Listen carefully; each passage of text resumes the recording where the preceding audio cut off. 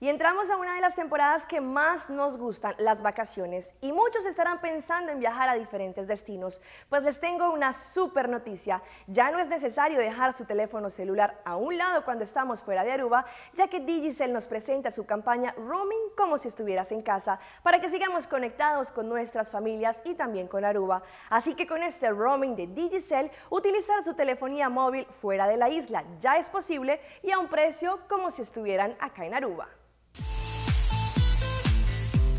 Nos encontramos junto a nuestros amigos de Digicel, quienes nos tienen valiosa información de cómo poder utilizar sus teléfonos celulares en diferentes destinos como Holanda, Estados Unidos o donde Digicel tenga cobertura. Cómo poder utilizar este servicio roaming como si estuvieras en casa. Para eso estamos con Tania Mercera, quien nos traerá más información de cómo poder utilizar este servicio cuando estemos viajando o también cuando estemos en algún viaje de negocios. Tania, ¿cómo estás? Hola, buenos días Alejandra, ¿cómo estás tú? Sí, este servicio Roam Like Your Home es para cualquiera que vaya de vacaciones ahorita porque es summer o para comerciantes viajando para hacer negocios. Pueden usar este servicio para quedarse en conexión con su familia o con otros comerciantes en la isla cuando están afuera. Háblanos un poco de por qué se llama roaming como si estuvieras en casa. Bueno, se llama roaming como si estuvieras en casa porque no cuesta casi nada las tarifas cuando estás afuera en Estados Unidos, Holanda o una de las islas caribeñas o países como Panamá y El Salvador donde tenemos el Digicel Network. ¿Sabían que Digicel opera en 31 mercados en todo el Caribe, América del Sur y las regiones de Oceanía?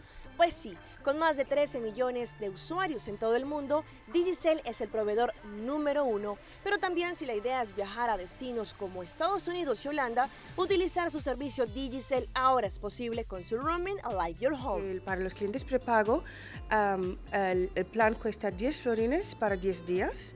Tienes que preocupar que tienes suficiente saldo cuando vas a viajar, de todas formas, para usar el data, que es solamente 50 centavos por megabyte. Las llamadas son gratis.